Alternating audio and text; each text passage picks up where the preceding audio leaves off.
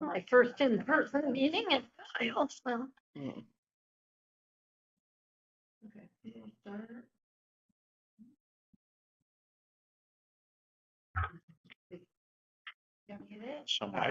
All right. We're gonna let AI do that for us. Here's what Yeah, I yeah. think is important about this meeting, right? No, Yeah, just what we need to do. a lot of my we doctors are using, a lot of my doctors are using AI for their visits now. And they ask you in advance, they say, is it okay? Can we do this? I'm like, yeah. And they edit it, but it's still not right. No. Oh, okay. I'm not a big fan.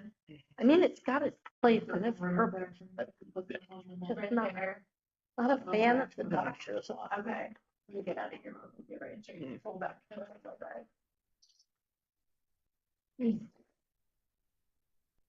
So maybe I'll share, I'll screen you first. There you go. Kevin, Okay, that should be. Can you hear us, okay, Kevin? Oh, yes. Hi. How are you all? Hi, Kevin. Great. Better. Good. Let's start the meeting. Thursday, May 8th, Parks Board. All to order. I'm John Linn. I'm co-chair, and I live in the Hidden Springs district. Todd Olson, board member representing Barrington Heights. Chris Owens, board member, Robinwood. Stacy Epstein, Robinwood. And Karen. Oh, right, okay. I thought you were. Vicki Handy, co-chair, Willamette. Megan Big John staff and Mr. Byington. Oh, hi. Yeah, Kevin Bonington, City Council. Cool. All right. Everybody have a copy of the agenda? Move to approve. Looks okay to me. Second. All those in favor? Aye. Okay, approved. Summary notes? I didn't see any problems with those. No, they look good. 2 months, yeah, right, March and April, right? Move to approve. Second. Okay, all those in favor? Aye. All right, no community comments, right, Tara? Okay. Megan, Well, I'm gonna give you a little, budget review, right? yeah. And there's a pretty cool thing I realized that is available to us. So Kevin, I am going to shrink you, so if you need to say something, speak up, okay? Okay, and I'm going to take myself away so that it doesn't take up more screen because I know that works.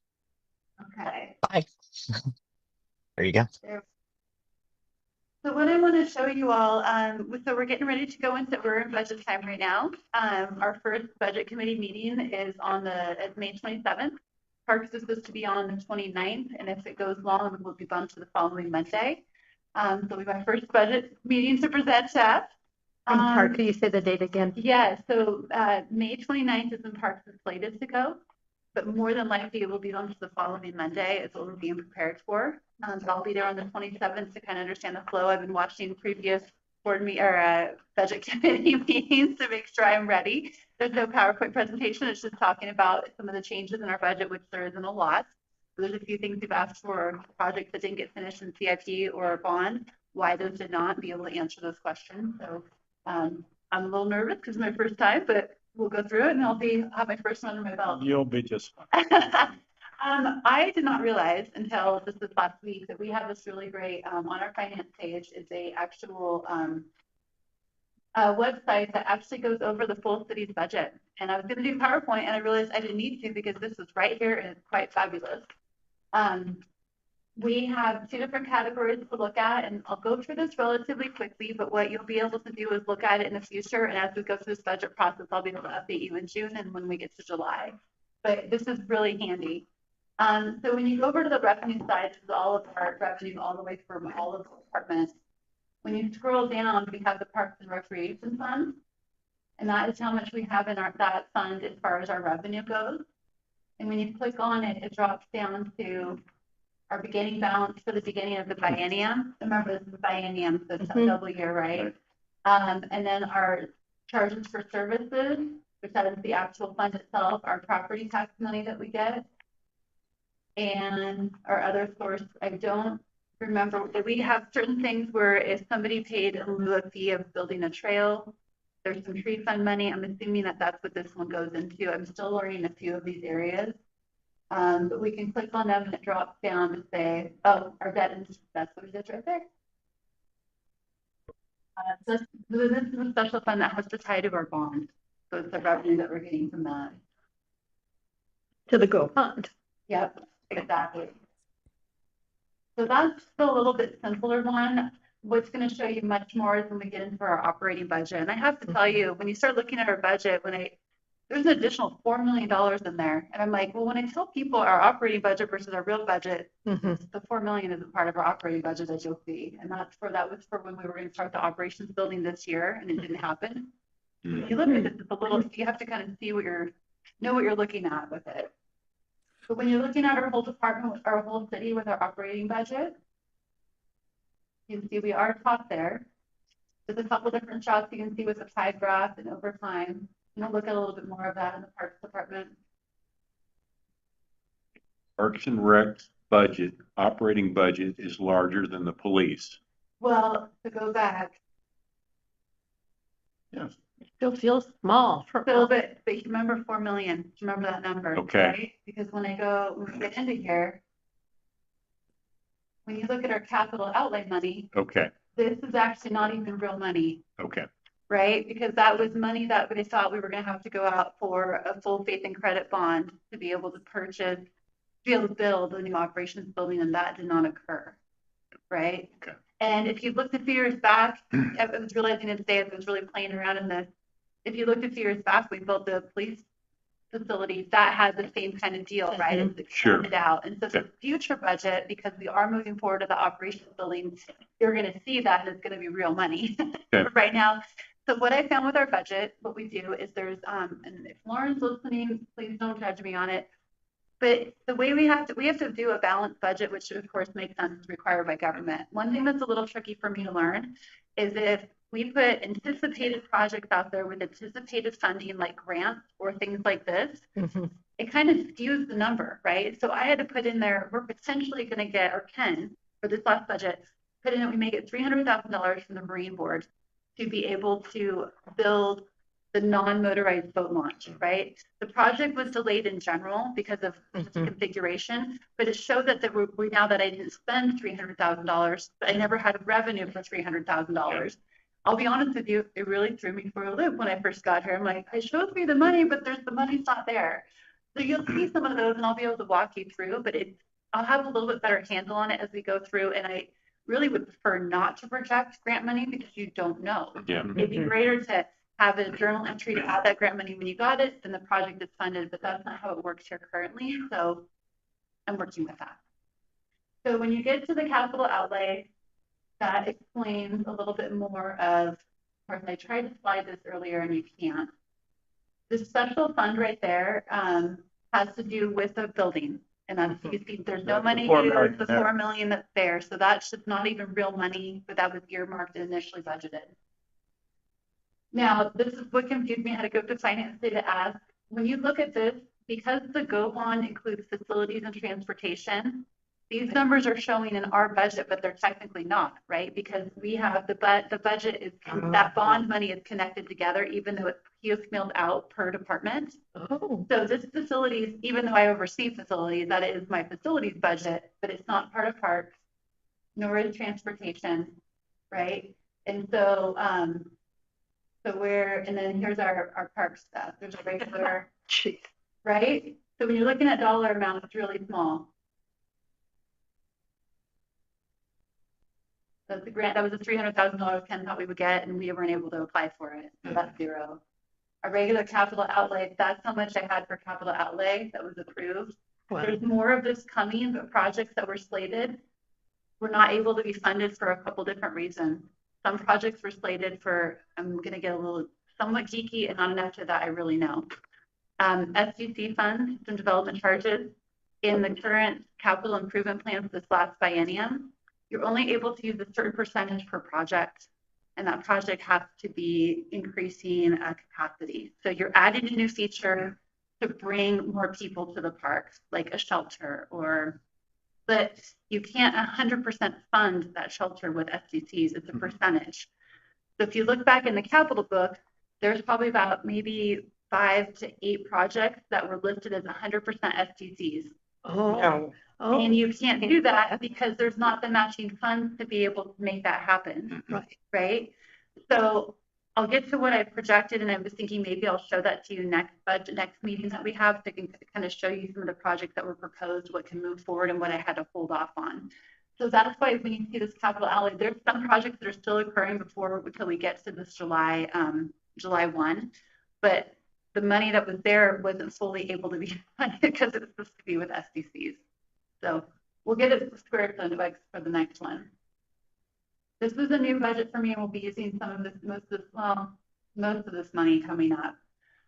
It's capital improvement. So capital is anything over $10,000. So we have small material money that you'll see, but anything capital is $10,000 and over.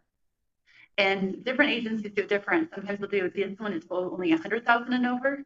Ours is 10,000 and over. So the vehicles are capital. Yeah, it is capital, right? And so capital right here, this is going to be our vehicles and equipment. And if you consider that we have 8 people, actually 9 people with vehicles, including the vehicles we have here in Parks and Rec. So that's 2, including Jerry's vehicle, our Ranger. And then any equipment we need to buy, not a lot of money. And our vehicles currently we're signed up with Enterprise to be able to do this lease program, and it's not working. We're trying to break the lease with them because we are rotating cars out so quickly that we don't have the funding to be able to do that. And we're also letting cars go back that are relatively, we should be keeping. Are you doing that with your pickup trucks? Yep. And all that? So we're letting that program go though. Okay. Lake Oswego started with it too, and I'm not in charge of fleet, it's with Public Works, but they realized it sounded like a great deal that you rotate your vehicles over every so many years. Yeah. They don't get driven a lot. We're a small city. Yeah. Right. And then you have to be able to afford to buy essentially a version of a new vehicle on a continuing basis when we don't have that kind of funding. Okay. So working with fleet to break that and also look at how long we can keep trucks so that seasonals are driving older trucks instead of newer trucks. And that everybody has a truck, because as soon as you put 2 people in a car for basic maintenance, you've lost your dollar value, right? As far as even you're optimizing your time. There's times to go and do work projects together. Always want to encourage that. We need to have everybody be able to be independent so we can be more responsive, and that's something that we're working to build. So if you break the lease, do you now have to buy vehicles? They're working and on how that. will you do that? We're working on that. Capital. Luckily, that's with Public Works and Finance right now figuring that out. But it sounds like a great deal. At Lake Oswego, we got our first round of trucks and we stopped it because we realized it was not going to be what it was presented to be. It wasn't quite. Yeah. So, I mean, if we had more lucrative money to be able to do it, yes, but we over time don't. Right. So it's, I am lucky for the money we have and definitely trying to do well with me, but it's kind of interesting when you start looking at where money's placed and what we have. The part I do appreciate is we are bottom line, right? So capital money has been set. There's a goal and anticipated plan and process, but if things have to shift midstream in a few years, we're able to do that. If our materials and services line items don't perfectly line up, it's bottom line. We are able to be reactionary versus use it or lose it, which used to be a really old culture. So then you get down into personal services. This is all of our staff, right? So an area of this is kind of stagnant. We're not increasing any FTE. I am hoping to, within our own budget, once we get to this budget cycle, to increase 1 half-time FTE to a full FTE with our own current budget. So not asking for anything different, using within our revenues, because when you think about it, all of our programming and all of our events are managed by 2 FTEs, so that's 80 hours a week. Terrible. No, and that's here, and then the recs are the adult community center side is essentially 1 FTE. All that programming you see. So my worry is we have people who are dedicated and tied to West Linn. If anybody were to leave and we were to bring somebody in, the workload is just over capacity. We have people who genuinely, deeply care. I need to give that back to them in some way, that we can find a way to shift that workload or prioritize what we're doing. So that's a real big mission for me because they work so hard, but if we don't stop and correct it somehow, we lose people. Yep. I have them chained so they can't go anywhere. But Well, you would be looking just at a long note, term, just a right? note, this is in alignment with what our master plan shows as needs. We have significant park acreage Right. for the size of our city. We are doing awesome work, but really constrained on the rec side. So, you know, that's one additional filter you can use in talking about this. Absolutely. And Is that's that this is also- where the need is Yep. through the studies. Well, and like we've talked before, anything that we bring on, or if we choose to let a program go, we're doing a full analysis of what is it, does it meet our mission and goals? Who is it serving? How did it start? A lot of things that we have taken on, not started by the city. You know, so the fair, for example, that was not started by the city. That was started by the community members. Polar Plunge, ambassadors. The zoo was maybe even part of that. So I mean, if you think about it, was like a partnership. yes, right. But you know what I mean? So it's like nothing expanded from that. So we have to kind of be careful. So that's just a passion thing for me of keeping stuff. When you look at this is our seasonal help for maintenance. So for the summer, it's $75,000 that we have. We're doing fine by that on budget. But when you look at recreational programming, we are going to be over, and we needed to be over because of a couple different things. The rec staff, that's for our individual programming that parks, our department puts on. So Fun in the Sun, art camps, mini hoopers. And so for the summer, Laura, a half-time FTE, essentially alone, hires an staff, well, not alone, but with staff to help. But she runs that program. That's 29 weeks of camps that are provided to the community here, put on by us, with hiring high school staff to be able to help run and support that. She came to me and just worked with Tara recently that we were understaffed for the kids to capacity of instructors, and we have to get that right. We have a responsibility and a duty to get that right. So we knew that we were going to overspend in recreation, underspend in parks because we were able to shorten our season with that. So that's the kind of flexibility that we're able to do. And the payments for all of those activities don't cover much. They do. No, they do. They do cover. They do. We're supposed to, the philosophy currently that we're trying to shift a little bit is that we're supposed to just generally cover our costs, but we are wanting to increase our revenue to be able to provide more offerings or to be able to equal out our staff opportunities. So yes, this is our expenditure piece on there. And looking at it when we needed to add this year, because we're at the end of our budget cycle, we've added a couple more staff to be able to help Laura with her programming, knowing that we may have to shortchange it the following year, or we'd have to adjust our programming offering to be able, like, not offer as many camps or length of day to be able to cover that to keep it safe. So yeah, or increase cost by just a little bit, you know, per camp for $5, does that cover that cost? Right. Right. And that includes on the Sun camp, she coordinates every Friday to go out Friday.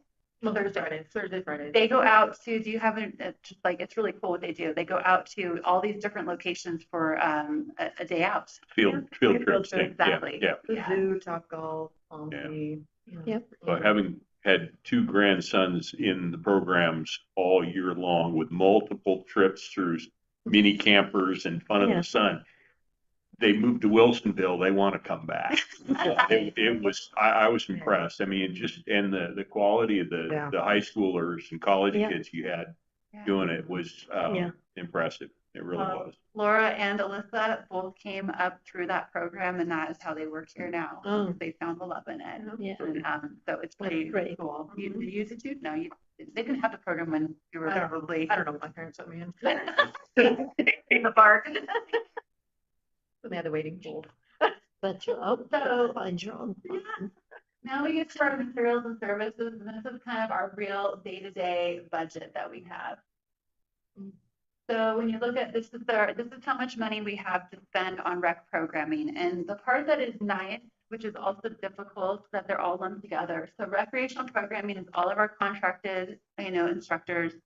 It's all of the activities at the ACC. We don't have it currently separated out. And this year we're going to actually make a project code for it. Because if we start to show that dollar amount, we might be able to look for grant opportunities. But right now, the next budget, we'll have to peel some money aside and put it there for that. The part that's really, so if you consider this is how much we have to spend, it's 350 per year. So we're marking on that, we're setting good on that. We've always been under budget on it, which has been great. This is the number that's a little bit alarming. Yeah. Mhm. So that is the amount of money that we have that's supposed to be coming from to mirror our revenue, and that's how much we have, and that is going to have to increase. And we knew it would increase. We knew we overspent it. But it seems what was approved seems really low. It really does. will. And I've asked for an increase because again, we have to get bottom line. We're not having a lot of extra money coming in. I did increase it to, we're asking for $250,000 for park maintenance and upkeep. But what you'll see as we go down, there's some other line items that weren't fully being utilized. But that's why we're overspending here this year, and we'll be able to right correct it. But that amount per acre is gotta, I can't, per acre. No, well, and that's when it just things to think of, like I realized, like think of Mariestown, that's like a fifth of our acreage site. We're doing that for free. I just realized Goat Island is not ours, and we have No. an agreement to care for that. We're not doing anything there, but that's, and then finding stuff about the catwalk as well. Yeah. I talk about, don't fully have all that answers, but it's like, we can't be doing all of this for free, right? Because we have land that we have to manage that we Yep. own. So it's just kind of getting all those pieces out Wow. and figuring out the strategy. Utility, that is our services for paying for water, electricity, all of those things that go along. So Alyssa's done really well with this. Their special events, it's how much we had budgeted, and last year we only spent 50,000 as well. So for putting on all of the materials for our special events, that is how much we're spending so far. We'll probably just be a little bit over that, probably a little over the $50,000 mark because we just have pollinator week coming up. But what we're doing now is Alyssa this last year did a line item, just spreadsheet of all of her expenditures. We're able to really track it, and then we're going to put those special events into project codes, and we can see, and that gives us good sponsorship opportunity. So working on city data, which you may not have heard of yet, and we're hoping to have a presentation next month of finding out where the number of people that are coming to our park, coming to our events. So we're able to maybe start really focusing in on our sponsorship to get some of those matching dollars. We get quite a bit now, but we're really trying to focus in and see what we actually truly need to be able to offer these things. Our basic insurance, don't know all the details, but that's insurance for what we do. This is an area I've asked to increase as well, and this number has not been fully used as originally, Tara, tell me if I'm correct, Ken had originally thought that that would be for trees removal in natural areas. I intentionally this year did not do that because we have a tree removal maintenance fund, and I would rather have any tree removal there so that I can start using that money in natural areas for natural areas, whether it's trail repair, whether it's invasive species removal, whatever, rebuilding a bridge, things that are really, so we can really paint a picture of natural areas specific. If we had a major, like if we had the ice storm again, that would go to FEMA money, but I just wanted, we're trying to clarify what we're using those line items for. FEMA's still there. Yeah, Yeah. reporting is a lot of fun. Mhm. Pioneer Community Center, so that is our relationship with the Oregon City Pioneer Community Center, who provides all of our transportation and our Meals on Wheels. So it's a really great program.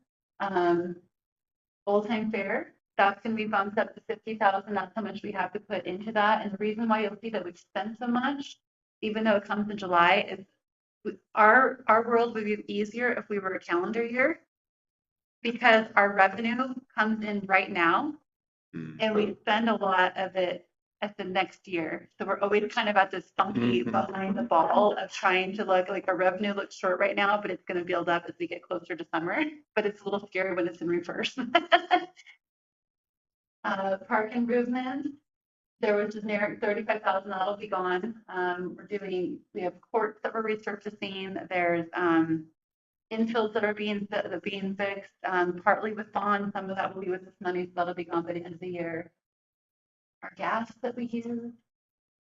Professional services is way out of whack because we hired the consulting arborist who is going to be filling the arborist role, and I'm still working through that. But thank goodness they are there because they've helped with all the tree code update information, working on Mediterranean oak borer, getting that ready to do training, get our website live, keeping up with the data. They're going to be training staff on that as well, and then eventually working on shortly some of our development review that Mike Perkins is doing. So we're slowly trying to get to that transition to see if I can fully hire that arborist position with part-time arborist, part-time project manager, just into a project parks analyst to help our whole department out is what I'm trying to get to. So that's why that is really high. And also we've hired more things out when we've needed to. We weren't doing it in the past. Vandalism, we had 25 and we've reduced down for the next year because we don't have as much after COVID. COVID was a lot. So that money will get shifted And around. doesn't insurance help with that? No, Oh, it depends on the dollar amount. no. We had a tree fall on Robinwood restroom and it Right. wasn't quite enough to make a claim, Oh, so it depends. and the vandalism at Marius Young, Depends on the dollar amount. that was a lot. Yeah, this year, I don't know, Marius Young, there wasn't a lot, but at least maybe before, and that's probably why the dollar amount was much higher. Oh, So some of this money where it's been short, we're just Yep. coconut shelling it around. Yeah. Printing production for all of our brochures that go out, and then volunteer projects is a big one for us. We've actually been using more of this coming up, but Tara's been buying tools, has been buying plans. This number looks really off to me. no. That looks really, really off because then Tara's bought a whole bunch this year. And so we're keeping that bought new signs so that it's not all thinking that it's all by solve. It actually has, I should probably show one of those later today. But you can click into any one of these and it will drop it down at the bottom and show you all the information. How are you gonna account for how fast everything's going up in price due to that keyword? We can't. I mean, Can't control any of that. Well, no, No. but even our budget, we can't, we only have so much funding. And so if you get a chance to watch the mayor's State of the City, I left it really inspired. But it's a really great reminder to remind us we do have one of the lowest tax rates around, even though we pay a lot of taxes, right? That only 13% goes to running the city operations. And at the end of the day, Public Works, I mean, even though we are so advocate of parks, we need to have water, we need to have roads, we need to have those things. right? So we're trying to figure out how we can be creative with what we're doing, being smarter with our money for parks, being smarter with our backs, limiting how many projects we're taking on. And that's why you'll see with the capital improvement stuff, I've really pared it back because we have done nothing but growth since 2018. We've gotten a lot. And now we've got to figure out how to maintain and do that deferred maintenance. I really have to advocate for that. So my goal, I have a mini deferred maintenance plan. I want to get more of a robust one. I have to do the same thing for our facilities. We have no facilities deferred maintenance plan or assessment of where we're at. And that's what I have to work on the next couple of years to figure out. And it's been on Wait, can I just rewind? You said facilities has no deferred maintenance plan at all. Okay. And parks technically doesn't either. Wow. I'm having to make, but what I did to start So this like year, playground equipment and. there should be a plan for Yeah. that. I don't have one for that currently. But we'll be able to generate that. All you do is look at when they were installed, Yeah. just build a spreadsheet. And you still have to do it. That's it. No, so the nice part, the Gee. lucky part for me for this is I met with the park staff and said, where are we at? What is our biggest safety concern? And that's where we started, right? So it's like, okay, address the most safety things, 5 safety issues first. And so I think we're going to be able to be smarter with our money this next couple of years coming up because I'll have a better understanding coming in the middle. Ken and Ken did great. They've built this. It's not that they didn't, but we're actually being able to, they got the building stuff and now I've got to figure out how to maintain it. Right. So it's really a kind of I've got some bond stuff that I need to finish up as well and still having to figure out after we get through this budget process, I'll be coming to you, going to the neighborhoods for like that large $600,000 project for the pathway is not going to happen, right? It can't. So I have to show and explain where that money can be better used based on things that weren't completed or cut from the previous bond, list. What is needed now and kind of put that pitch out there and say, this is how we can get the most benefit for the most community members. So that's coming up. I'm just getting through this piece right now. And we want to get the bond You stuff wrapped can- up in 1 to 2 years. If What- you what- want, you can absolutely talk about your wish list since we're kind of going public with what we're trying to cook up. So Yeah. Megan, rewind. This might have happened before I came back. Which pathway are we talking about? Oh, so on the bond, it's slated, there's a whole bunch of money to go, the bond, I there's a know, whole I'm bunch trying to of land remember. at Lamont Park. Mhm. I can even. Oh, The Greenway pathway. that goes all the Yeah, way. the Greenway pathway Okay. is literally a swimming hole Yeah. and a whole, like, Yeah. the Yeah. swimming hole, if you even drive on the other side and see all of the log debris that goes from our, there is just no way we'd be able to do that safely, right? The pathway, Ken did the initial view of, with, I think it was OTEC, to see what options there were to get a pathway over to the bridge. Not even, it's a non-starter at this moment in time. And I think Wow. also we would not be doing ourselves justice with the, now that the waterfront project is really starting to get some steam. Yes, it's going to take a while, Yeah. but you want that path to coincide with that project. So I was just trying to I blaze the forgot. light, right? I know There was about that 600,000 pathway. that was set aside for it. And so there's been about, I think, a few thousand to hire the consultant firm to take a look at what the options are. That's just not a wise use of our money. I'd rather put the money into the non-motorized boat area to get that, because right now that only goes to 30% design, which I just got those designs back, and we'll start, there'll be a lot of outreach that'll have to go on with all of that project. That's will be coming up soon. Local, metro, local share dollars. Okay, don't get sidetracked, Megan.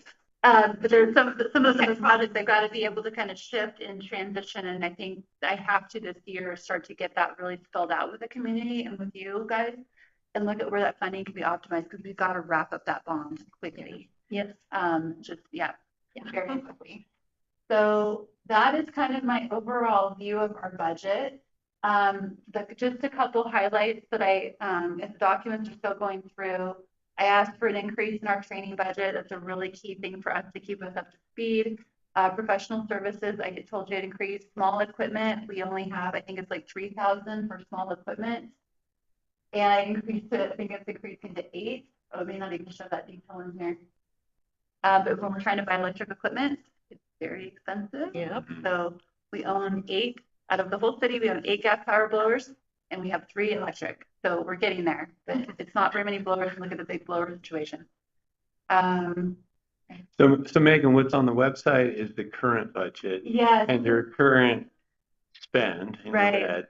And so is the proposed budget also? It's not up there because we're just getting ready to go Okay. to budget committee meetings, and so I have the preliminary documents, so I didn't want to. No, that's fine. I Well, just wanted to know what was Yeah, available. what was up here, but I mean, even like some of this isn't even quite dialed in, so I mean, it's Well, a snapshot. it's nice that you have, well, 2 things. One, you have the flexibility to do this, So glad. which is super important.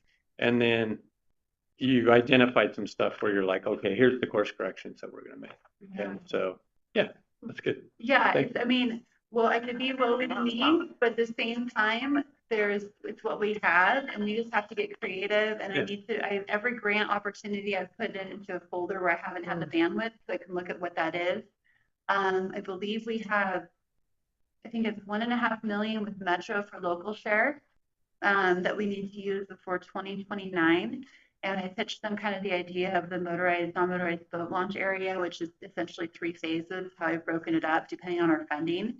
And there's really great community outreach that's required, because I don't believe any of those projects that were bond were had a lot of community outreach. So even though the design in there has gotten to 30% design, now we'll want to go out and start doing that outreach and community feedback on what it is and talk about the project, which will be a bit dynamic. I think it would have been better to do it in reverse, but it's where I'm at. So that's where you're going to use SDC's local, Metro local share, Marine Board grants, like Ken had, they were really excited about that. And then, whatever general fund we can have, and it may take a few years, we can build that program with a really great impact. Yeah.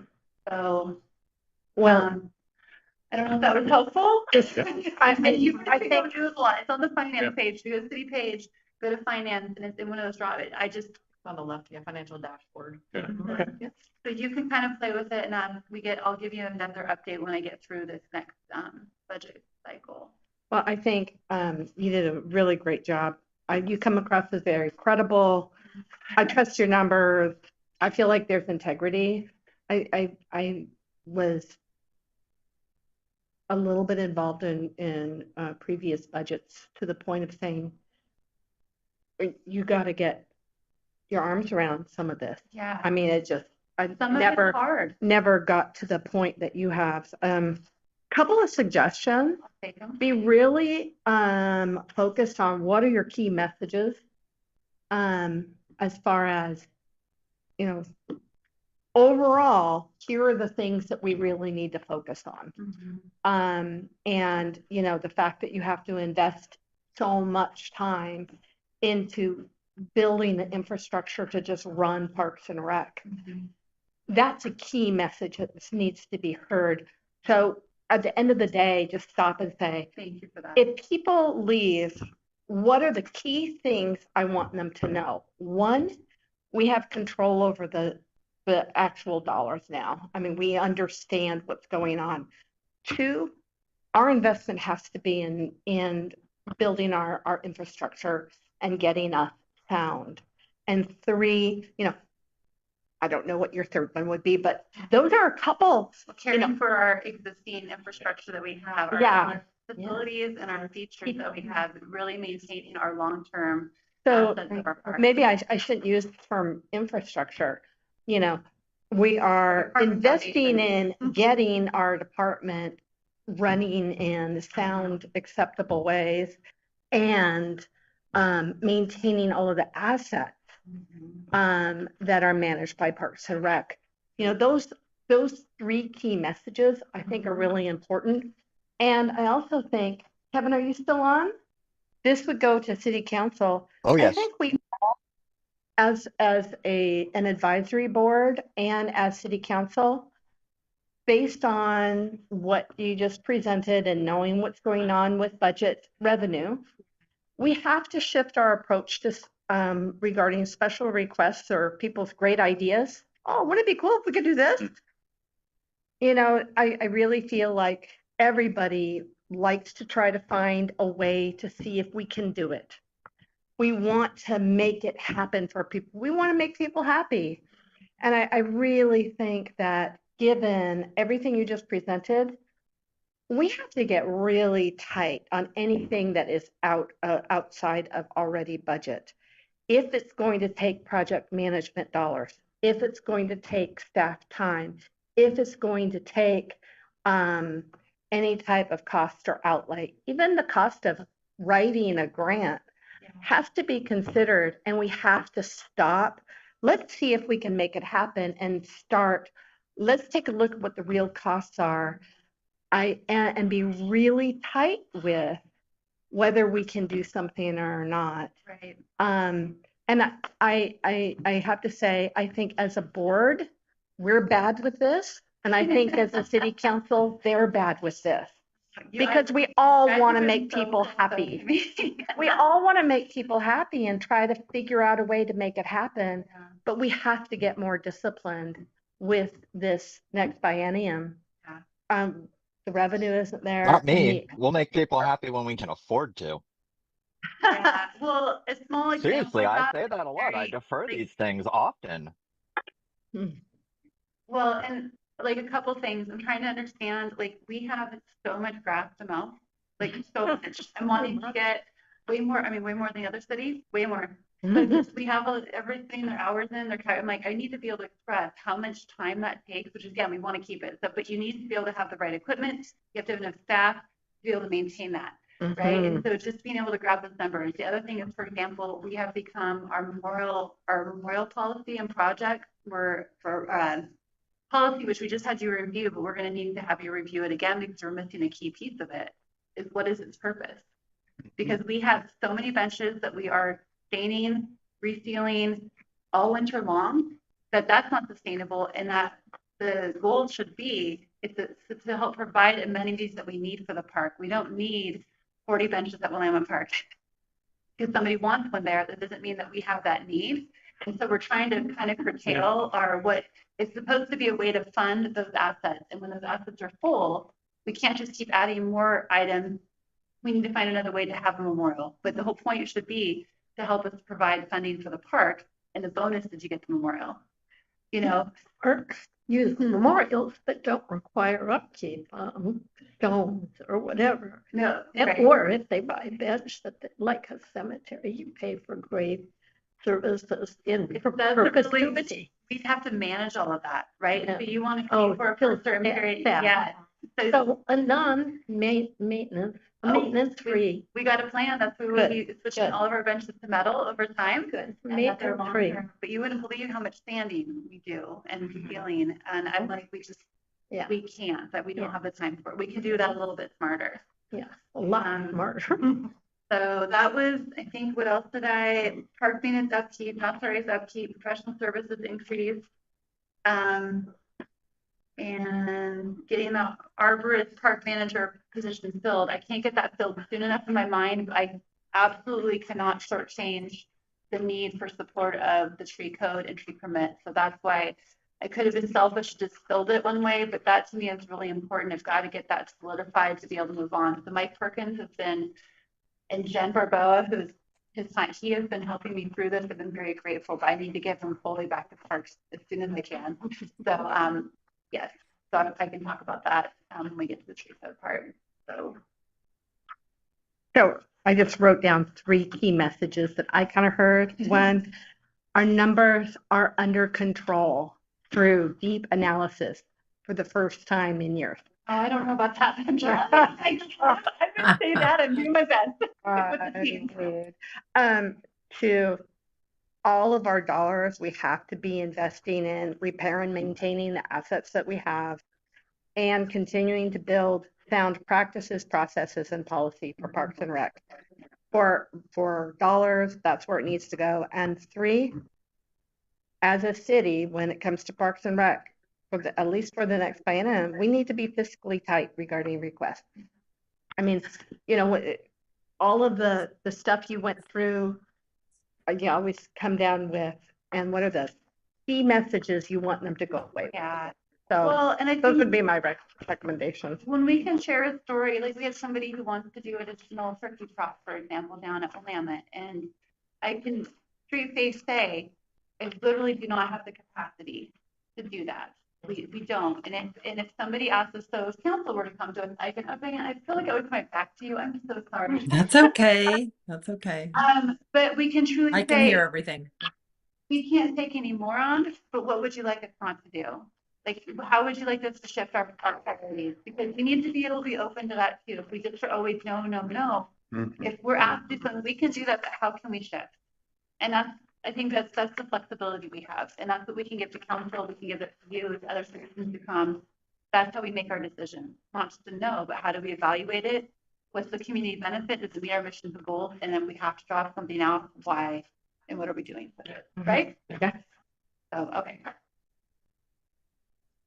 Okay. Any other questions on budget? I have one other. So does it make any sense to bring in a volunteer to help office staff with copying and that kind of stuff, just sort of loan, just to help facilitate things? I think there are people in the community that might be interested. Maybe just if we're able to manage it correctly, volunteer time coming in is very precious. And so trying to make sure. Kind of an issue with this. I Okay. had thought about interns maybe. That might work well. But Yeah. it comes down to having union staff. We have really strict limitations on what we can have volunteers do, what we can allow back there in those offices and whatnot. And unfortunately, I just don't see that coming to pass. School volunteers or An internship an internship for a high schooler or something like that. They're always looking for stuff to do. So anyway, that's on that. Okay. All right. Next. So are we ready to go to Parks Use Commercial The name Policy? keeps changing. Yeah, that's okay. Yeah, sir. Are you guys, I'm good with that if you guys are. Yeah.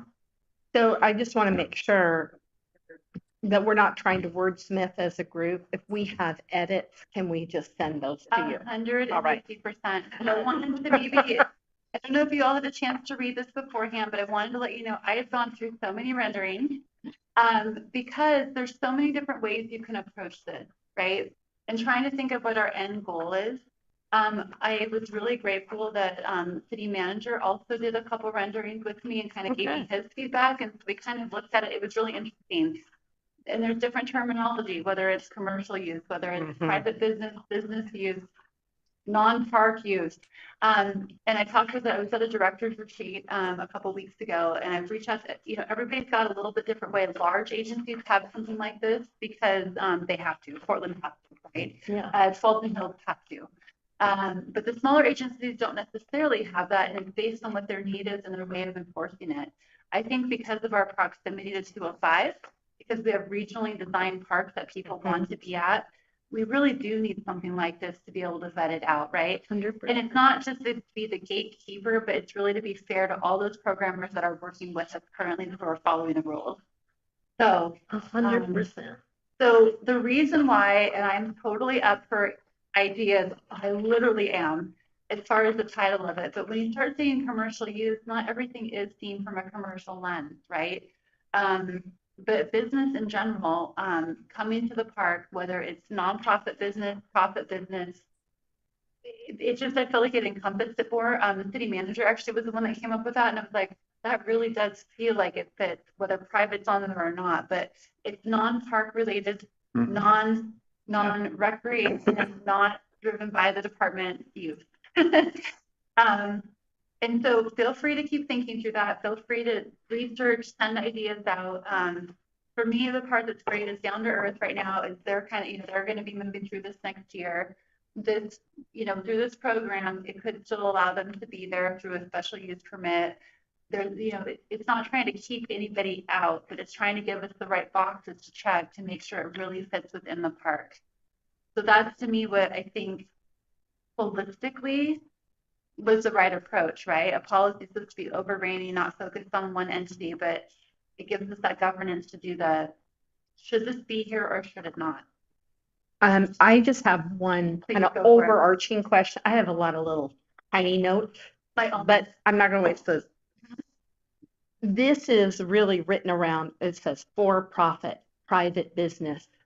And there are many organizations that are set up as not-for-profit, but are actually commercial businesses or organizations. And so it's just an overarching comment. I'm a little nervous at how many organizations will say, well, this doesn't apply to me because it's just for profit. And I'm a not-for-profit. I mean, every church is not-for-profit. A lot of educational entities are not-for-profit. So the definition comes down further in that. That's where this may need to be added up further, but it talks about exchange of goods or services, generates revenue for commercial enterprise. And so even a nonprofit and this is where I want you guys to push back. I really, truly do want that. Like, if you're like, that doesn't sit right, or that's not the right word. I really, it's the for-profit. It's the for-profit that creates a loophole. Yeah, right. Sorry. No. But I think the issue's still there because in paragraph 2 where it says spaces at the top end of the first line by a for-profit individual, group, or organization. Right there. Yeah. And so if you broaden it, you remove that for-profit organization, but then you're describing the activities being for profit or for exchange of goods or services. For-profit is a way to organize an organization, and the way this is written, I easily could say it doesn't apply to me. I'm a not-for-profit. So any organization or business that is charging for XYZ, the for-profit is an organizational structure. Business charging, that is perfect. But really, Organizing for participation. Yeah. Organization or business charging for participation. Yeah, it has to be an so organization. that defines that piece of use. But really, aren't we talking about anything that's inconsistent with the primary use of the park? Actually got that pretty well. Yeah, I think that's written in here pretty well. Keep that overarching thought as we go through, and that's exactly like making sure, right? Because there's kind of a twofold, because like state parks has it for specific non-recreational uses, and that's where I was getting super stuck of like, is this a non-park use thing? That's why I had so many renderings. Yeah. But keep that overarching, because as it reads through, hopefully it covers that too, but, or is that a separate policy? I feel like it might be in here, but keep an eye Yeah. out for that Was one. there ever any discussion of using terms like class 1, class 2, where class 1 is like individual use and then class 2 is what we're talking about, but we don't have to actually give it a name? Interesting.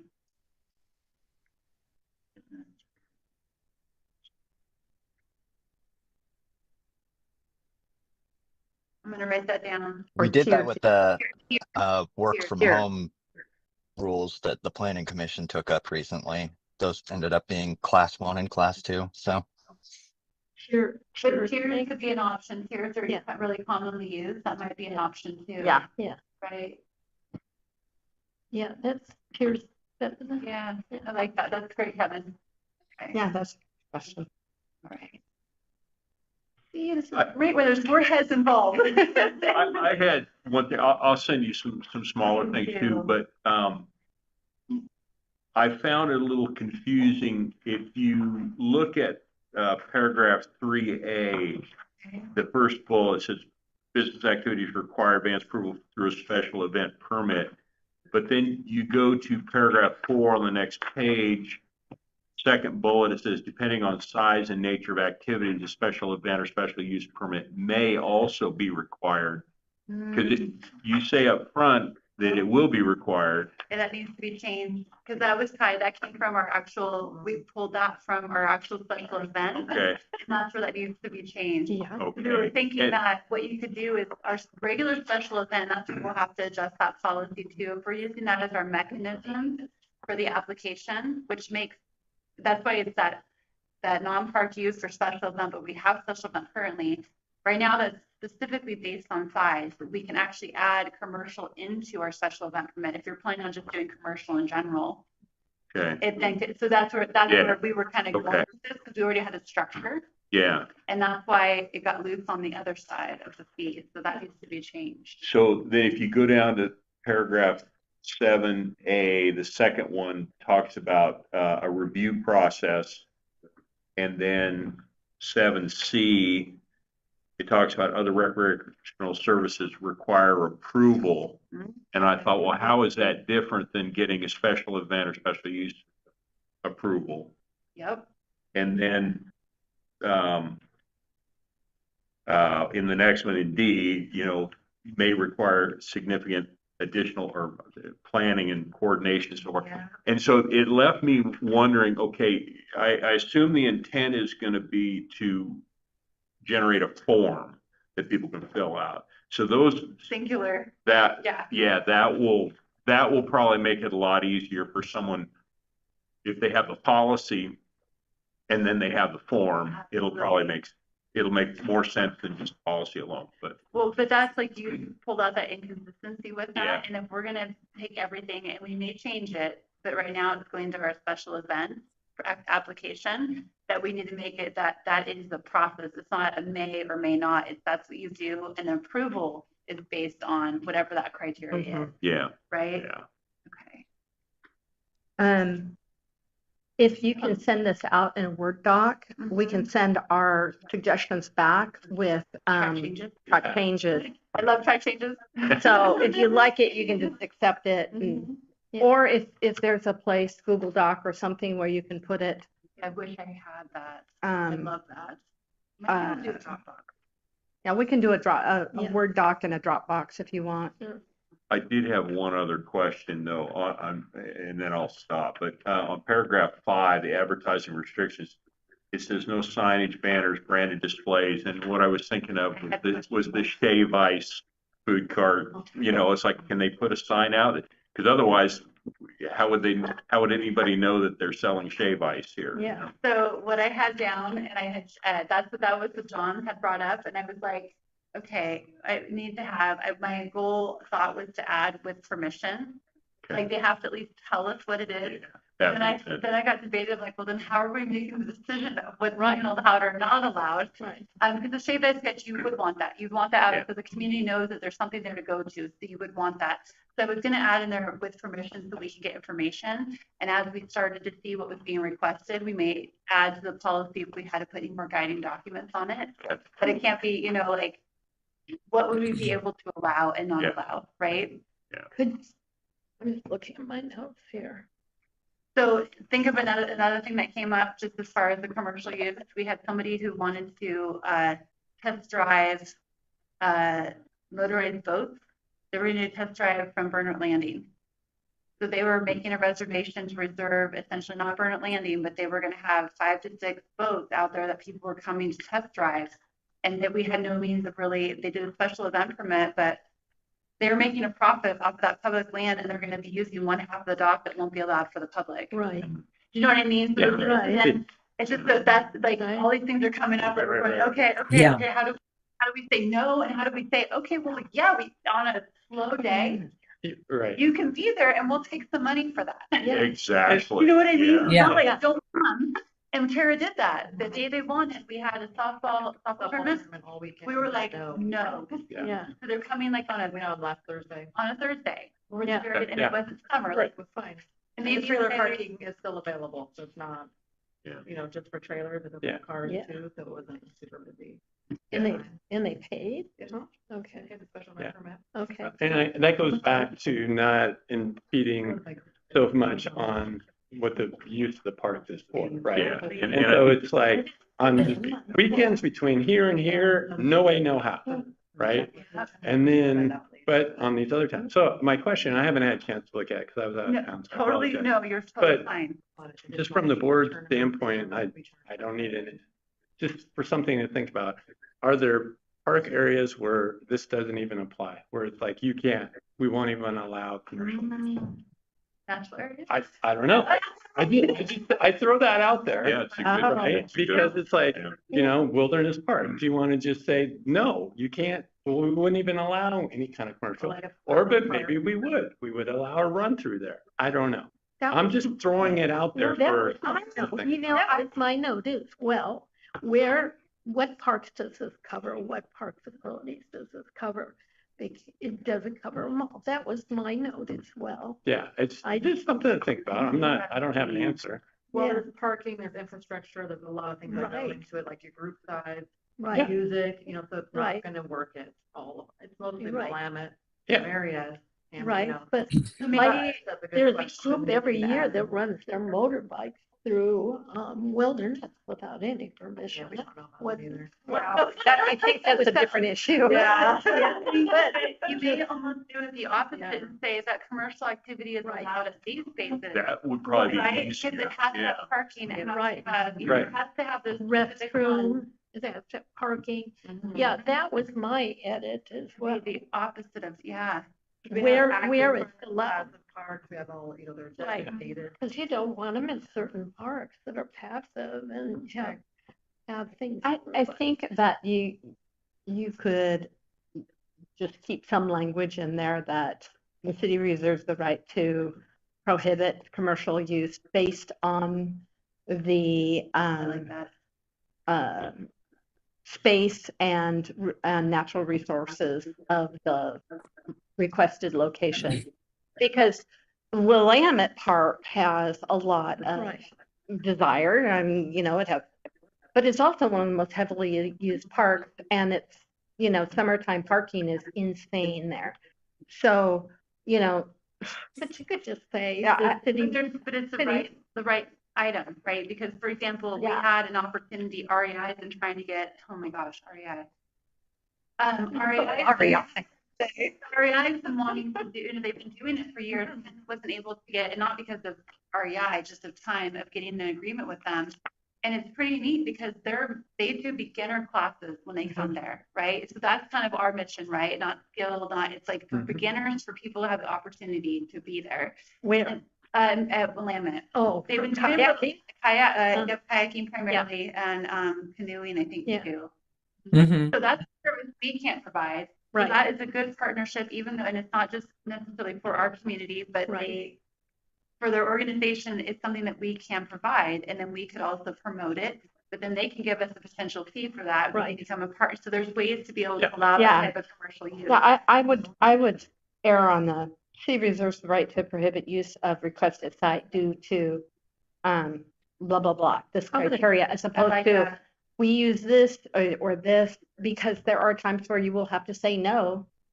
But do you really need the last half of that sentence? Couldn't you just say the city reserves the right to refuse and end it? Or do you want to spell out?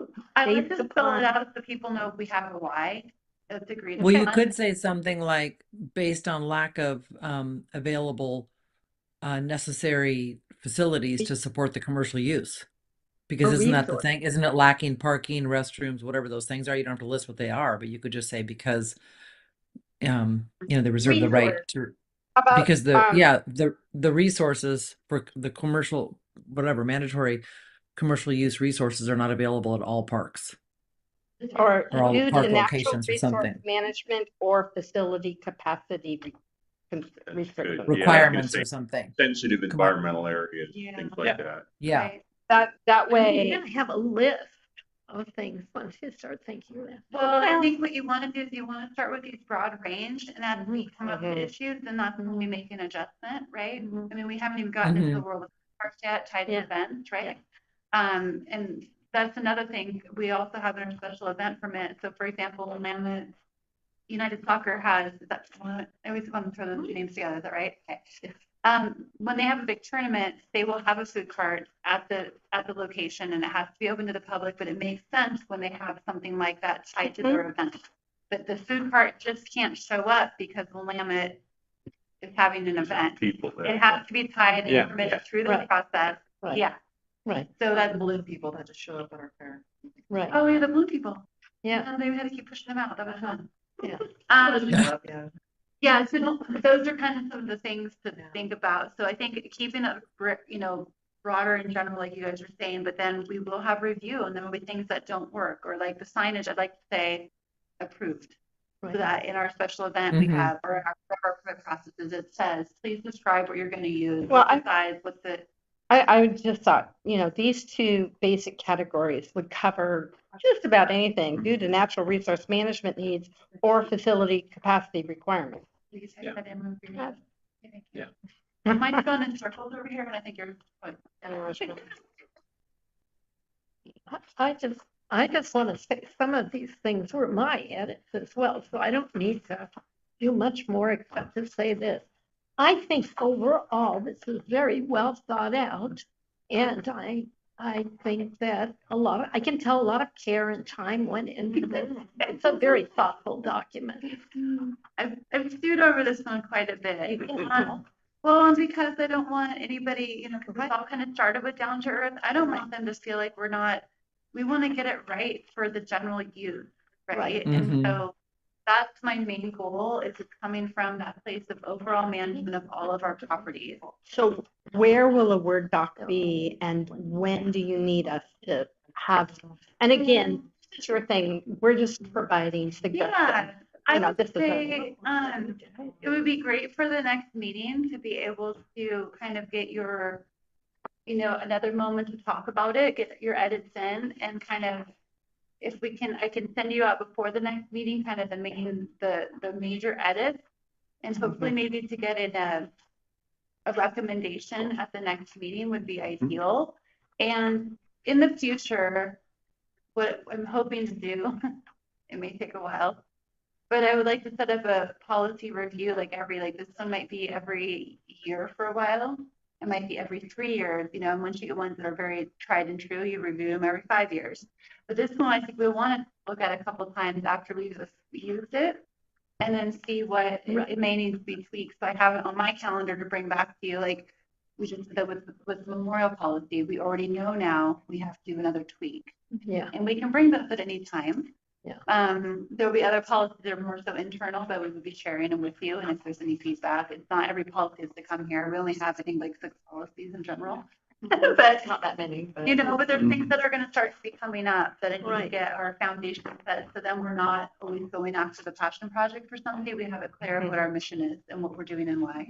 Can we create a cadence that's like week 1, we're going to get a Word doc posted on Dropbox, whatever format you choose. Week 2, all of us will use track changes to make revisions. Week 3, staff will incorporate revisions and send out, and we will read them before the next meeting. How's that? Yes. And if you don't have a Dropbox, I have a Dropbox and I can pop a Word doc into that and give, I just have to get one. okay. Have one. Yes, you probably need one anyway. Yes. So So it's what fair I- warning, when I die, I want a memorial bench. It's gonna be, I'm okay with metal. I'm okay with metal. I have to have a picture of my dog on it. It's very Is that a fair cadence? I think as far that as is, that? yeah, if we can do that, Okay. that would be great. And then, Sorry to interrupt your and cadence. then, so what we need to do, I have to get everything posted out for the public. We have to get that out the week before on Thursday. So what I would do is make sure that like in 2 weeks that you guys would have kind of our edits to review one more time. And you know, if we get to that meeting and it's like, nope, it's still feeling right and we don't adopt it, that's totally fine. What I want to do is just get it ready for, so we can have it kind of moved forward and knowing it's just not, we'll have a chance to review it in the future. And I'll clean up the formatting too for you. Thank you very much. However you like, formatting is fun. This is multiple documents and formatting gets really annoying Yeah, with this. And yeah. then it just didn't, and I finally had to give up because I was like. I Yeah, can't. you have like 5 formatting protocol points and 2 number 7s. Yeah. Yeah, I finally had to say enough. I can take care of that for you Thank really you. fast. Well, that's when you're merging multiple documents in different forms and then you're like, I just need to start over and I don't have the bandwidth to do it today. Yeah, when I called up 7, I went, okay, Yeah, I wanted to make it special. you did. I wanted to do it. You did, right? No, this is excellent work. Yes. And For sure. our group has some good suggestions. Yeah, So, very much so. how about tree code update after Hey, city council work session? keep telling you my nervousness. I was really nervous for this one because I have never managed code before. So we had a really great meeting. It's online if you would like to watch it with discussion. I gave you guys a bit of a heads up about some of the goals for a technical review. Because we were out of compliance in some ways with either legal standards for management, a lot of new updated technical information of how arboriculture is managed. So we presented, I had Todd Prager, who's our consulting arborist, who all worked on it first off. I'm gonna let you know, it was really quite awesome. Our new city attorney, Kaylee Klein, outside attorney as well, who has experience in these code changes with trees, is instrumental as well as planning, building, code enforcement, and engineering. All had some feedback on how the tree code was working, and we're only focusing on the municipal tree code, not the CDC tree code. They're connected and tied, but they're very different. One's for development. This is for regular management of trees.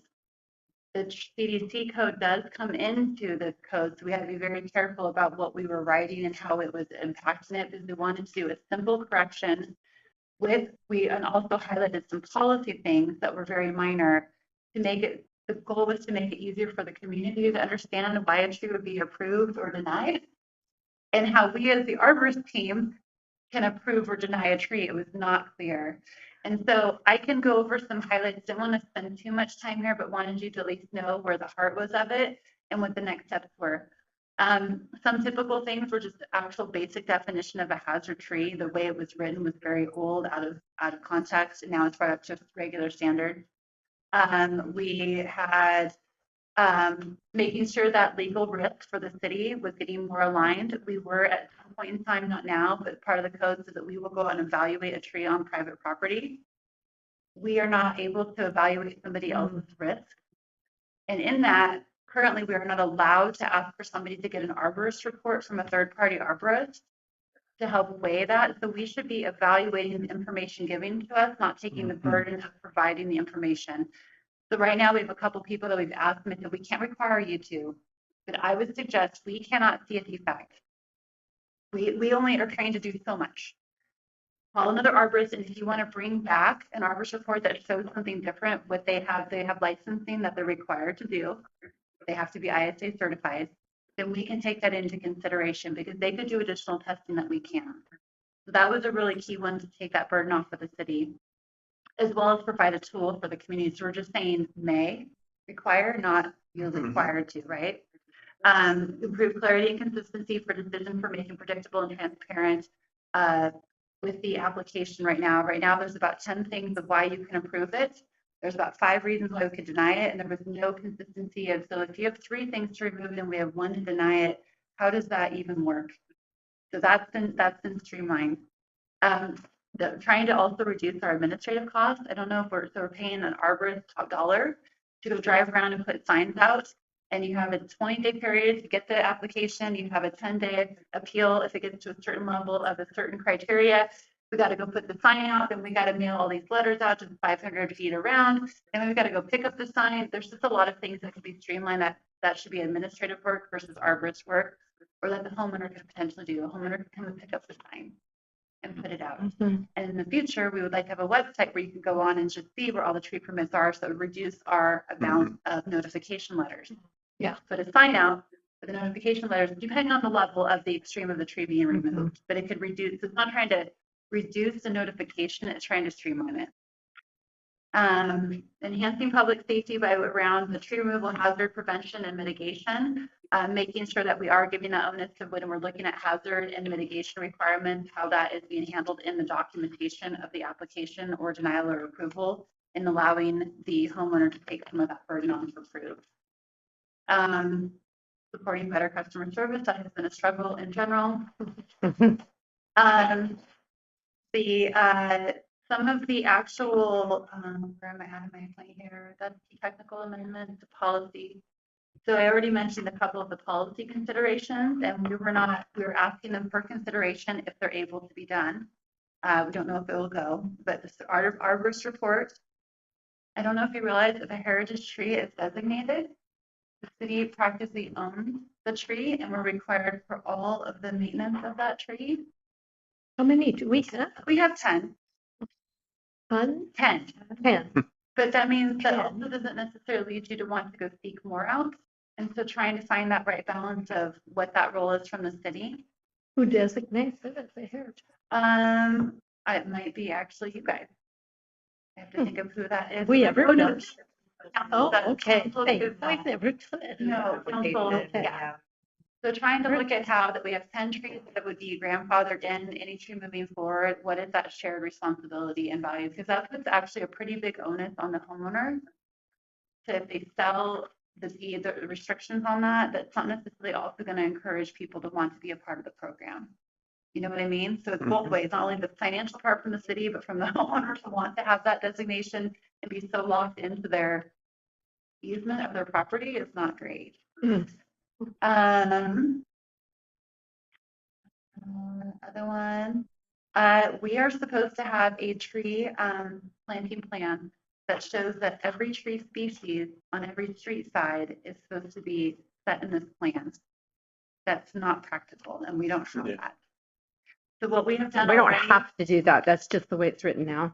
it's written in there that we are required to have that, and we're asking to change that, and we don't have that. We don't have that. What we're doing, and the part that's great about this is that Todd Prager is an arborist. He used to work for Tigard. He helped build out the history code. They've helped. He's like just known in the Portland metro region area.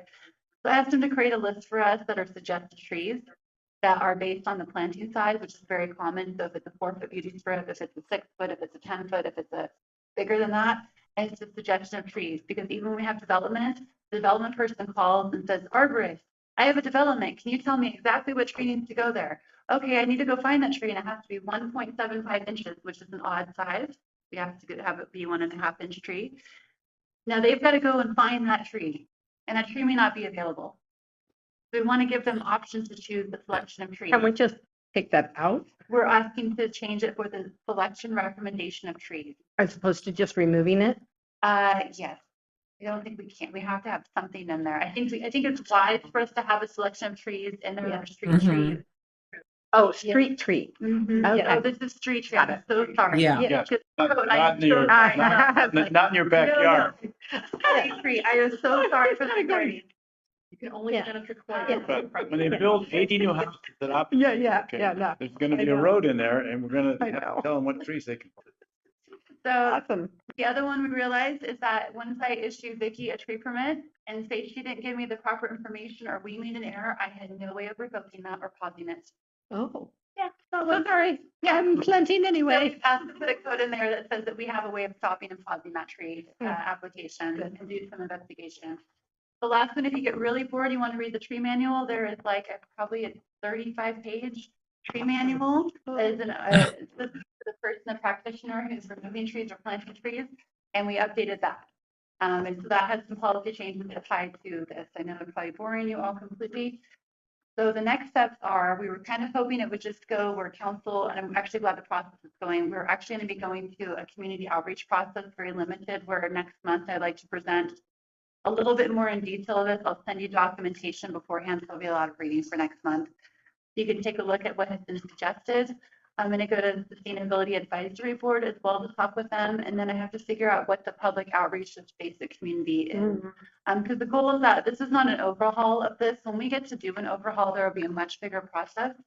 This is just trying to make it function, and that's what we're trying to do right now. So you've got a little teaser on it. I'll have some more questions for you. I'm going to be getting that package together to be able to share for our next board meeting. And then the goal is that it will go to either a work session / council regular meeting to be for direction for either adoption or further review in July. So, yes.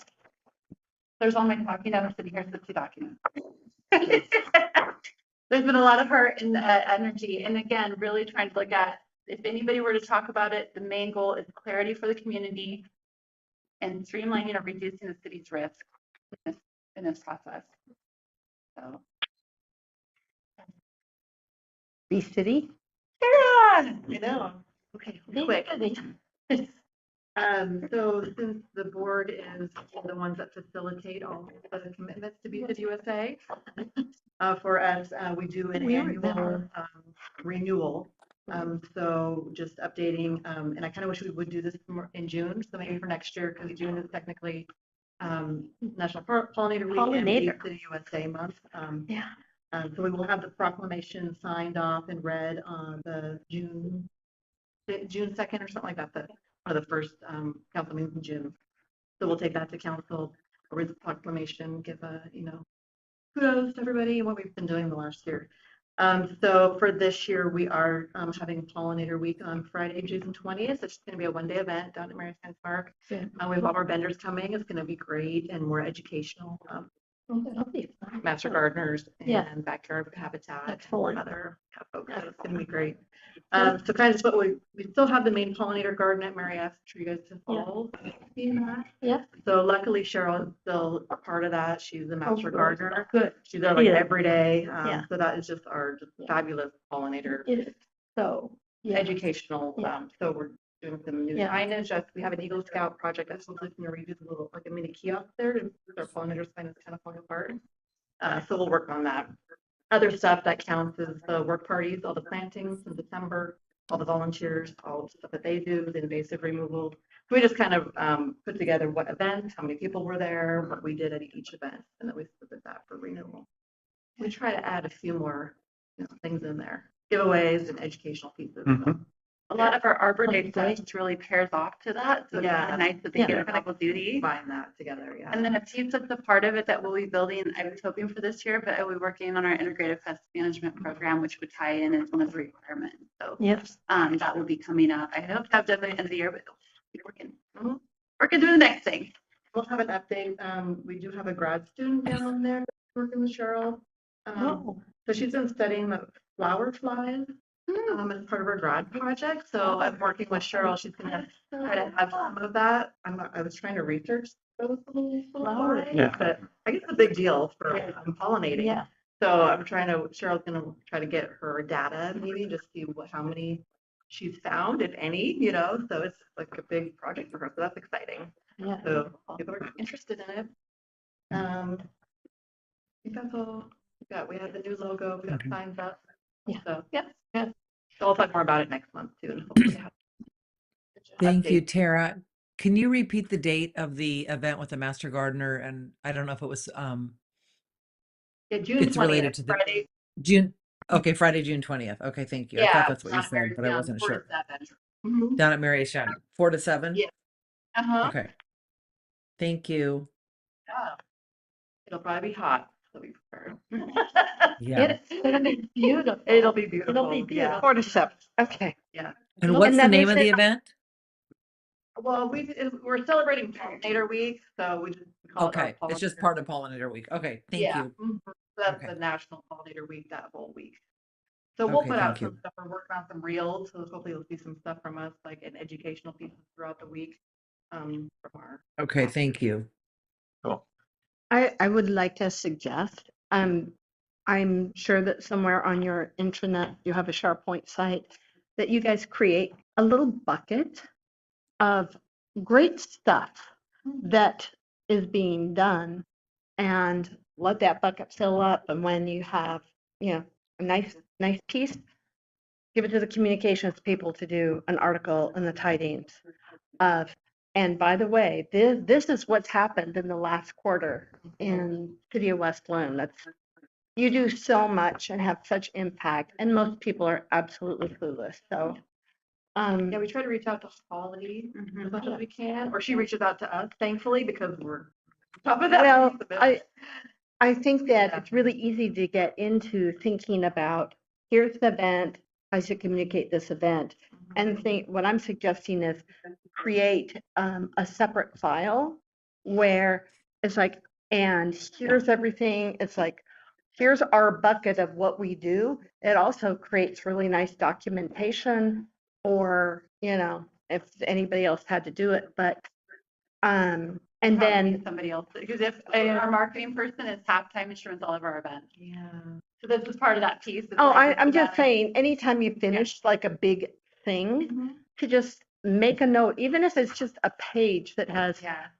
we did this for, just toss it in there. And then, We're working on selling ourselves more. We're working on it. but it's easy to just get focused on the individual thing. Here's the flyer for this. And it's like, wait a minute, let's take a look at what's really happened over this last quarter. Pretty amazing. So, just a You're suggestion. gonna leave me. I was just gonna show them the full list that we have of all our events. We've never put on the list until this year. There's like 18 events. We We have look at it, different it's like crazy. Oh. Oh, that are beyond our, It's these are the that- major events. It's that. It's crazy when you look at it. Yeah. Like even John, like where I just like start using it everywhere because people just don't realize for how Yeah. staff we have. Yeah. Like what we put on. Insane. I think that's the one I gave to Vicky to update. That's right. It's in the major events. Yeah. Your pollinator week is in the major Yeah. event. It's Everything. Our whole year from Fuller Punch to Yep. everything else. Yeah. Oh, have I done it? I haven't seen that.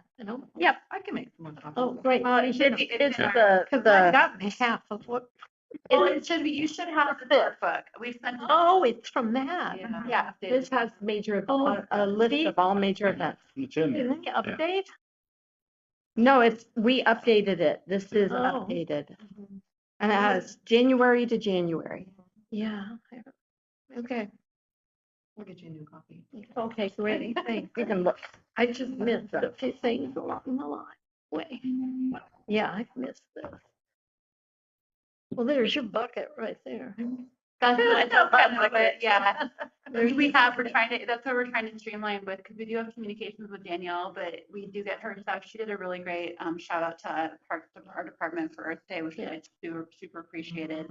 It's just trying, I'm not joking when I say trying to find the time, it literally is trying to find the time. Yeah. And we're right now stopping to make time to plan. Yeah, And then I think the next thing will be to continue to that outward celebration. People know what we're yeah, up this to. date is January 15th, so I wouldn't have seen it. So, We will get you a copy. Um, Um, okay. I have one thing whenever there's a chance to bring up, it's new business though. Okay, what is it?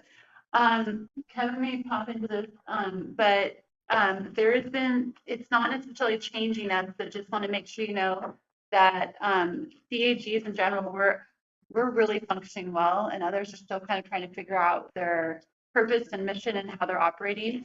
So in the department itself, in the city itself, we're working on kind of how to streamline what we're all, like everybody's got different agendas, everybody's got different who does what. So trying to get some streamlining. I'm very protective that we're flowing well. I don't want to move anything around.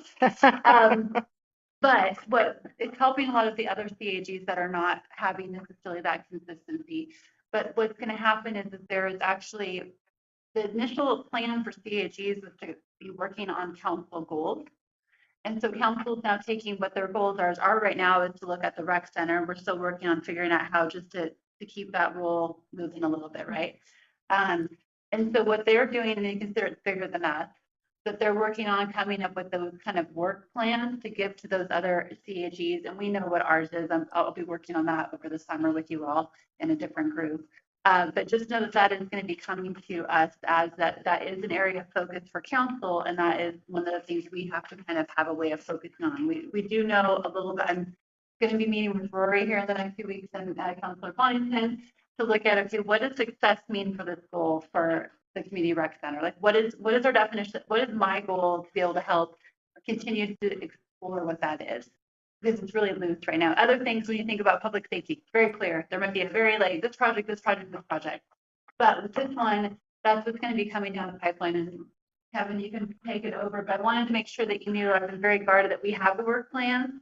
There's topics that are very relevant, and it doesn't mean that it's only what the council is asking for, but we will be having to make sure it is within our workflow. I know you're looking at Yeah, you guys are a No. really functional group, so we don't really need to implement anything for you. But another component of that change in CAG organization is we're going to have some sort of formalized reporting back structure. So I did give the example of the fact that like you guys discussed and voted on a recommendation for me to bring back to them as maybe a model for something other CAGs could do. And so it's kind of it's going to become at the end of every meeting a thing where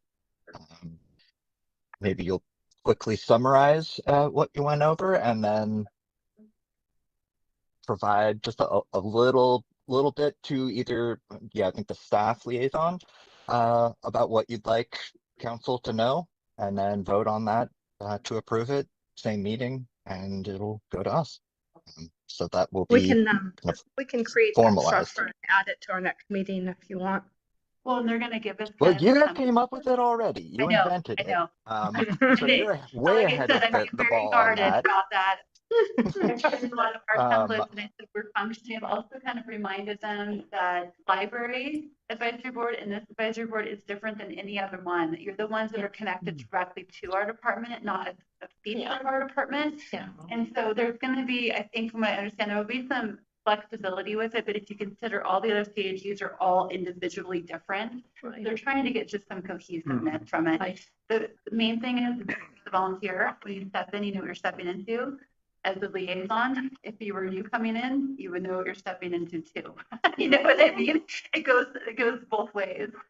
So, and I think And another thing I wanted to emphasize was connection between council and the CAGs, because thinking back to my time on like transportation board, I couldn't even have told you who was on the council other than Rory. And then that was also partially true up until I was actually on council. So there's a disconnect, and I think we should be more present, and you guys should be able to more directly see what your work is contributing to. So maybe also a annual like CAG appreciation event could be in the future. That was discussed too. Put it towards Okay. the budget. well, and I think the thing is you have to recognize, I don't know who's been on other boards, but I haven't been on it, but I mean, we are very high functioning. And for me, as the department, somebody's like, well, you don't need to, people worry about some CHGs put a lot of work and onus on the staff liaison. I have felt that the things I'm bringing to you are things that are current and relevant. I may take a few minutes to put it together to show you, but I feel like I'm educating you on what we're doing. So when a hard decision comes, you know either where I'm coming from and you're being, so I know as this group cycles, you can't ever cycle off, but when you do, I have that there to be able, that's part of my responsibility to give to you that information. It hasn't taken a whole lot of work out of me, but I know others, it's really turning into all these other projects that the staff has got to take on when they're already over capacity. Yeah. And so that's where I feel very thankful for our relationship. But others are not as fortunate at this time. And so that's where some of this is coming from. And I asked if it's going to be a completely square box, and they said no, but it's kind of setting that platform so most everything is, even and equal. Satisfaction stuff. Did I get that right, Kevin? Yeah. That was half of my update. So I only have one half now, which is good. Efficiency. That is a council priority for sure. Efficiency. It wouldn't be difficult to put a little advisory group toolbox. Here's the form for agenda. Here's the form for. that. I mean, I have all of the stuff. I could do that for you I've if you shared want it it. all. It's up in Okay. a group and a committee doing that. So I've already shared all of our information and up. And so that's exactly what they're doing. I mean, we have the template of the training, and that's still kind of wonky. So we've all been reviewing it to make sure it's clear. But this room is full of all the CAG liaisons for staff. Oh, wow. Think about that. That's how many staff members are supporting CAGs.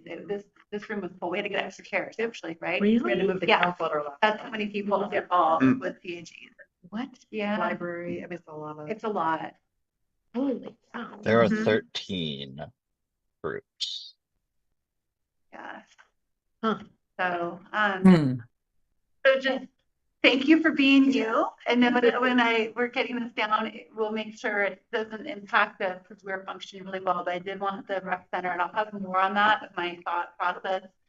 I did learn a lot about the rec center in general, talking with other directors at that retreat about, in general, like a master plan that talks about us having a foundation, just in general. So bigger than this, but just understanding some of the political sides of that, of friends of, if once you start to raise money, city officials cannot be part of that fundraise. Like there's a whole bunch of things to consider, and that's like full Rory and Kevin, I don't know really where to take this just yet. And so that's what we're going to kind of figure out. I want to know I don't want to let the goal down, but I need to know what their desire is for success of it. And yes, so anyways.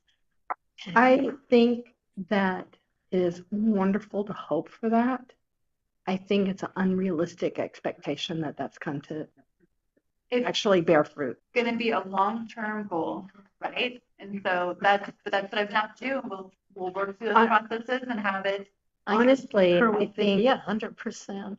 if the goal is the rec center, before we try to figure out fundraising to get what the consultants came up with, to just,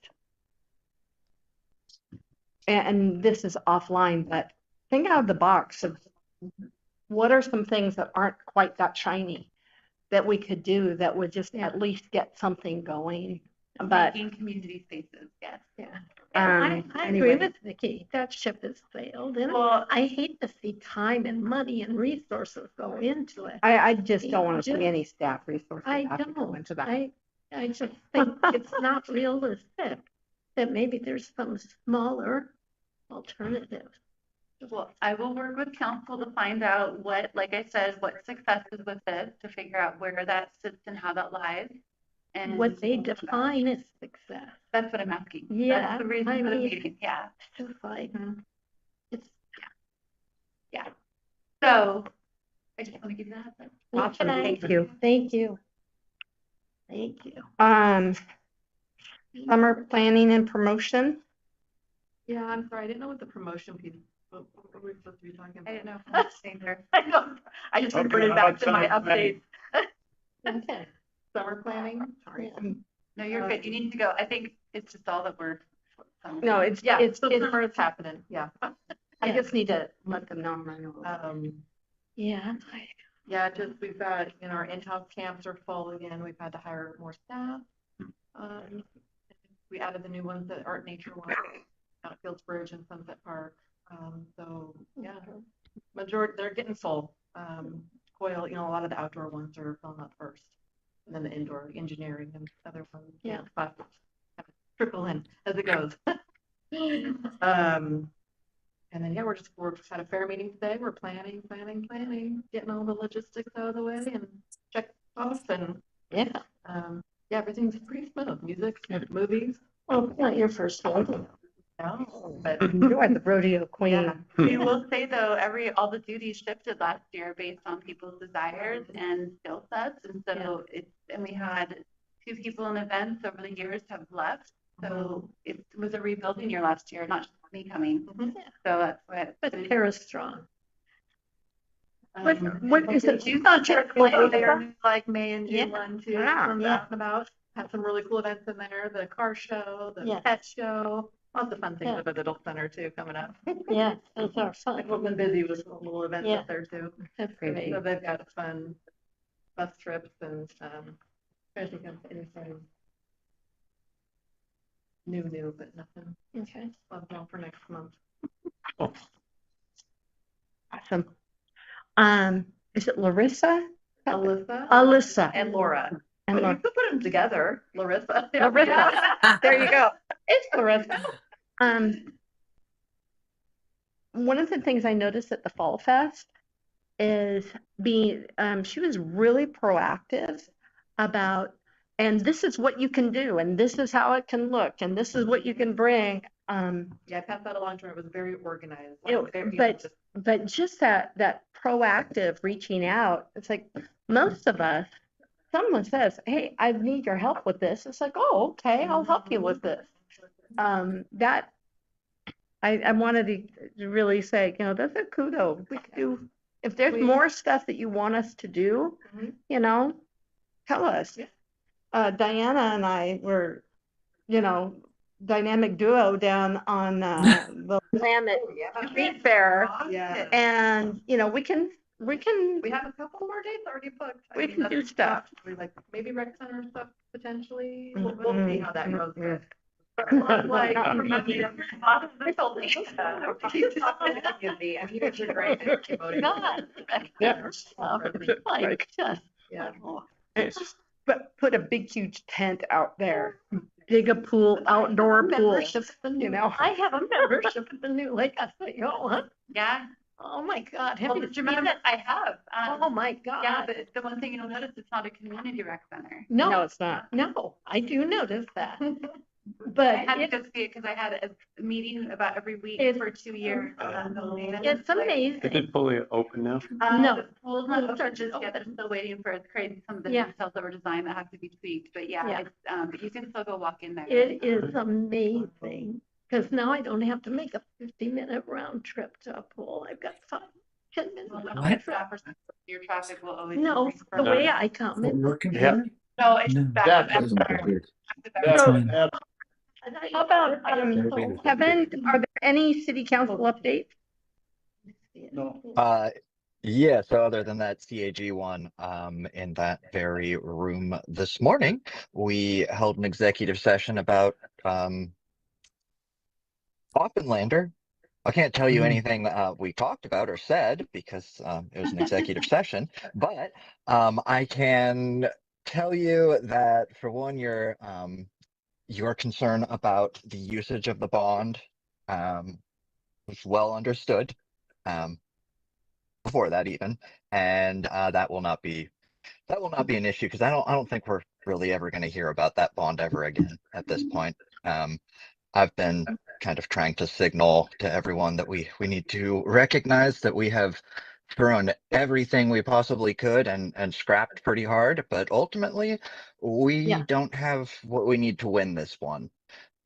So we're either going to need something else or we need to call it good. And with the tools we have right now, kind of being forced. So I'm really hoping we're not going to be spending such a disproportionate amount of time on such a fruitless endeavor going forward. It looks like it's about Yeah. to be off for you. Yep. Just Yeah. one more on the- Okay, awesome. Thanks for the update. Any feedback for us? No, you guys know you're wonderful. I don't have nothing. There you go. I love it. Okay, so we are going to put city data on the June agenda, commercial use on the June agenda.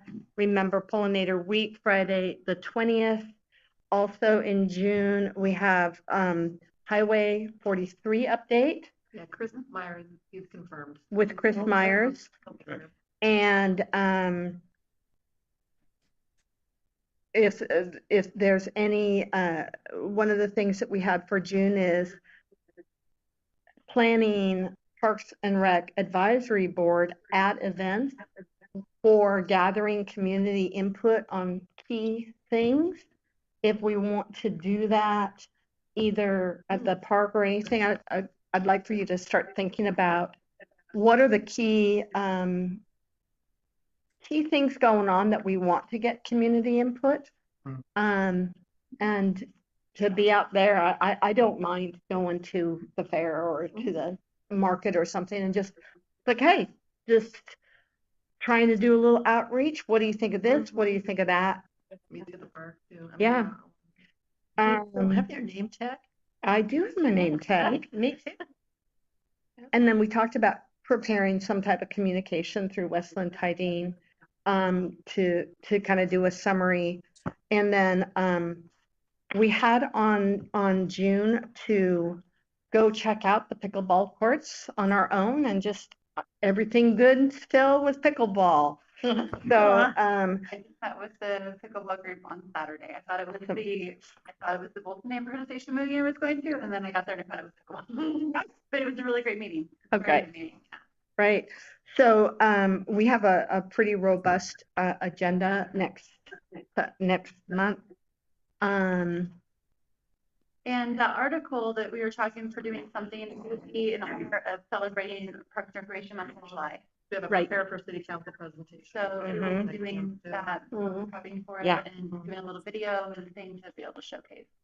Okay. ourselves. All right. So any other items of interest from the board or anything, any feedback on our meeting tonight? I have one thing. It's small compared to everything I've been talking about, but I go to Mary Ann's Young almost every day, yeah, and you know, we always see dogs off. Two things. A couple of times when I've gone over there midweek, people were using the soccer area as a dog park. You knew that? Oh, no, any field gets used for that. Yeah. That's Yeah, why any field, any field does. And, Very common. okay. And one day when I was there, a dog off lead came for my dog. And I picked her up and I said to the people, can you put your dog on leash? They were furious. And they said, that's only for vicious dogs. I said, you know, this is a law. She said, what are you going to do about it? Basically, you know. So I just wanted to let you know that's still out there. A couple people saw it and they were very upset. And I was upset, you know, so. Yeah, it's an ongoing, It and until is. people choose to do personal responsibility of. I know making we sure can't. But there's, yeah, Yeah, I know it's a that really frustrating situation. so frustrating. Well, that goes into our bucket for communications as a springtime reminder that it is the law in Westland to keep your dog. Communications and enforcement. Yeah. Until we enforce the laws, then It people says are when you, yeah, it's it just. says when you go in, strictly enforced. And I know the debate on enforcement Yeah. and the issues, but, you know, Yeah. but if you It is enforced. never pass a law that you don't intend to enforce, Exactly, and the ones that you pass, either enforce them or repeal. right. Well, and the thing with the laws too, in the other city, is that you had to still follow the state statutes and the code of the city, so we were able to give warnings, they had to have a 3 warnings. And the person has to stop to give you their ID. So our rangers couldn't even get a person to actually stop. So now you're asking them to take that effort, and then they can't even, and then you can't trespass them because you've got to get to a certain amount of warnings to be able to get them to be able She to. stopped long enough to make obscene gestures and use a lot of I colorful understand language that, yeah. at me, you know. My daughter's like, oh no, you could have, anyway. Yeah, I agree with you, it's enforcement, 100%. It's a reminder. Okay, I wonder who lost their card in the. Okay. Oh, Thanks for bringing that to our attention. Oh, it's silly. I'll just share. Go for drink. City card. The nests of the off-leash dogs did not destroy along the Tualatin. We have goslings literally running up and down the riverbanks. And testing the Tualatin. It was very fun. I'm Maybe so he's- sorry that happened to you. It is so frustrating. It's gotta be. Yeah. For so many years and so And hard every not time I'm near, I see that, but I didn't actually, experience know it. it's a big dog. Yeah, I've literally been approached by big dogs and had to literally scream for help Yeah. because I was working in the field. So I Yeah. am very much so on, if a dog's on a leash, everybody has the right to be in the park, including the dog. Exactly. But you don't know what people's trauma is, you don't know what their worry is, and Yeah. that's why I don't have a dog right now. Yeah. I keep my poor dog. Gets a neck injury. Hey, Okay, You did a lot of work in preparation Yeah. for this meeting, and I just want to recognize that yeah, that was really good quality. Yeah. Giving it to us in advance, yeah. giving a little blurb, that was really helpful. I thought that was a Good. great I agree. example. You guys Mhm. Yeah. we could, like close out the meeting then. Yeah, we will. We Thank you. make a motion to close. Yeah, let's Look close. at it. We're closed. Close. Good night. Thank you. everybody. Good night. Night. Thank you, everyone. Thank you, Megan, especially. But my- Me, no longer. I'm gonna check right out.